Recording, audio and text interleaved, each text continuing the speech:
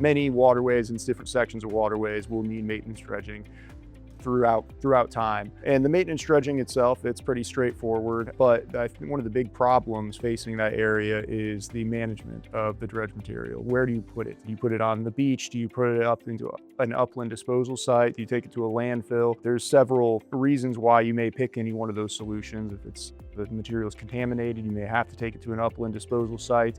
If it's good quality sand, then it may be cheaper in the short term to put it in an upland disposal site, but it may be cheaper in the long run to put it on the beach, because many of the upland disposal sites that shallow draft and deep draft navigation projects use have capacity issues. And so it's kind of a hot and buttoned issue for the Corps of Engineers, as well as anybody helping to maintain waterways.